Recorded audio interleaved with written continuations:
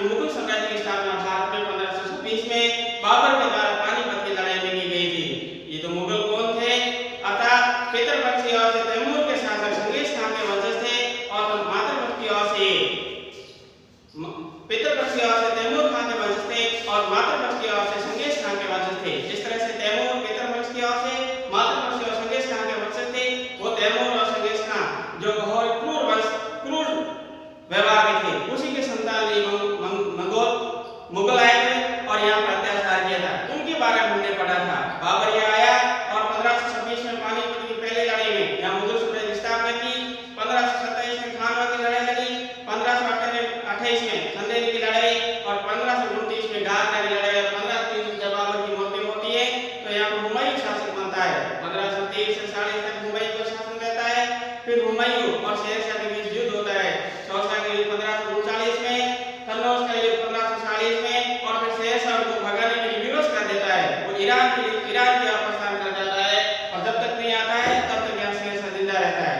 शेरशाह के 1544 में मरने के बाद उत्तराधिकारी अयोग्य होते हैं और अयोग्य होने के बाद हुमायूं फिर वापस से अपना भाग्य आजमाने के लिए आता है और फिर वो 1555 में यहाँ अपना राज्य स्थापित करता है। उनके मरने के बाद उसका उत्तराधिकारी अकबर शासक बनता है। 1556 में अकबर हेमू के साथ संघर्ष करता है। वो युद्ध पानीपत की दूसरी लड़ाई के नाम से जानी जाती है। अकबर ने शुरुआती जो शासनकाल था बैराम खां के संरक्षण में चलाया था। 1570 तक उन्होंने शासन बैराम खां के संरक्षण में चलाया, उसके बाद पूर्ण रूप से चलाया। अकबर के शासनकाल में खूब सारे राजपूतानों के साथ संघर्ष भी हुआ, सहयोग भी हुआ।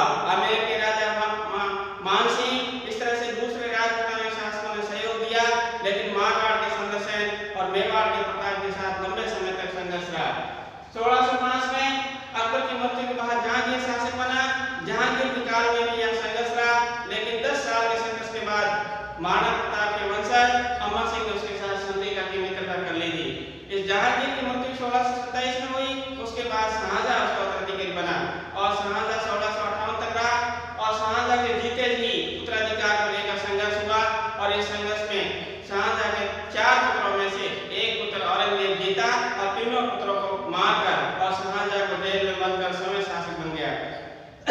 इस शाहजहां के उत्तराधिकारी औरंगजेब ये लंबे समय तक शासन चलाता रहा और भारतीय इतिहास में मुगल काल में सबसे ज्यादा क्रूर और सबसे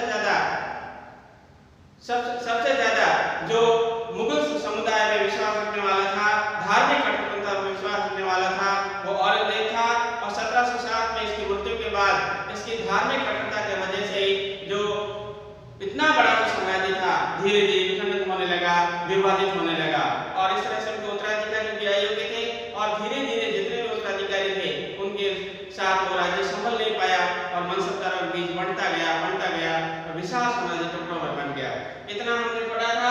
अगला हमने ये पढ़ा था कि इनमें मुगल साम्राज्य के उत्तराधिकार के क्या नियम थे, हमने ये पढ़ा था। मुगल साम्राज्य में इनके उत्तराधिकारी के विशेष नियम नहीं थे।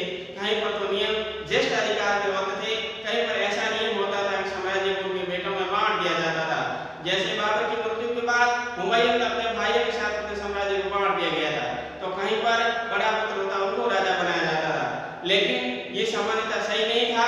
यहाँ पर जिसकी शक्ति होती थी, जिसके पास बल होता था, सेना होती थी, वही अपना साम्राज्य स्थापित कर पाता था।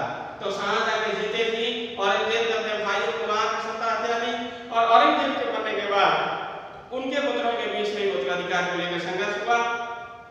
इस तरह औरंगजेब की मृत्यु के बाद पुत्रोत्तर जो उत्तराधिकारी बने वो सभी शक्ति के बल पर बने। इसमें न तो ज्येष्ठाधिकार का नियम था, न साम्राज्य को बांटने वाला नियम था। इस तरह जिसकी शक्ति उसी की सत्ता हो जाती थी, जिसकी लाठी उसी भैंस का हाथ उसी रही। यहाँ तक हमने पढ़ा था। आज हम पढ़ने जा रहे हैं मुगलों के अगले शासकों के साथ संबंध, अर्थात मुगल साम्राज्य का अगले शासकों के साथ क्या संबंध था। हम भारत में देखें उत्तरी और उत्तरी पश्चिमी क्षेत्रों में तो राजपूताना के राजाओं ने खूब सारे ऐसे राजा थे जो मुगलों के साथ मित्रता अपने, जिसमें बीकानेर के, जैसलमेर के, मारवाड़ के, इस तरह से आमेर के कई राजाओं ने अकबर के साथ मित्रता की। लेकिन मारवाड़ का एक राजा था जो उदय सिंह अकबर की मित्रता की, लेकिन संघर्ष किया। इसी तरह से मेवाड़ के शासक महाराणा प्रताप और उसके पिता उदय सिंह ने अकबर से संघर्ष किया और उनके बाद महाराणा प्रताप के पुत्र अमर सिंह ने भी 10 वर्ष तक संघर्ष रखा। इस तरह से कई राजाओं ने तो मित्रता की अकबर सहयोग दिया, लेकिन उसके बाद में कुछ ऐसे भी थे जो उनका सहयोग नहीं दिया। अकबर के बाद में औरंगजेब जो धार्मिक कट्टरतापूर्ण शासक था, उसके काल में खूब सारे ऐसे शासक हुए जिनका विरोध किया, जिसमें मारवाड़ के जसवंत सिंह के मंत्री आसकरण के पुत्र दुर्गादास राठौड़ मुख्य रूप से थे। अजय सिंह के संरक्षक के रूप में इन्हीं दुर्गादास राठौड़ ने लंबे समय तक औरंगजेब से संघर्ष किया। इसी तरह से महाराष्ट्र में मराठा में छत्रपति शिवाजी ने भी लंबे समय तक संघर्ष किया।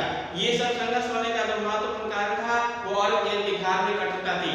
उन्होंने सुलह नीति न अपनाकर एक दूसरे में धार्मिक कट्टरता का धर्म के आधार पर भेदभाव माना, जिसकी वजह से उन्होंने विरोध जारी रखा। तो आज हम ये पढ़ने जा रहे थे कि किन राजाओं ने विरोध किया, किस ने सहयोग किया।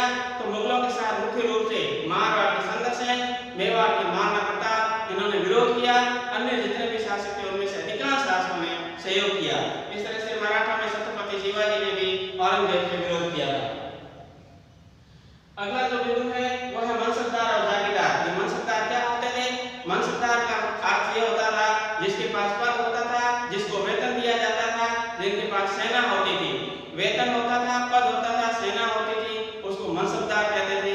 ये मनसबदार की प्रथा अकबर के द्वारा शुरू की गई थी और मनसबदार सामान्यतः एक सूबे के अधिकारी होते थे या किसी विभाग का अधिकारी हुआ करता था।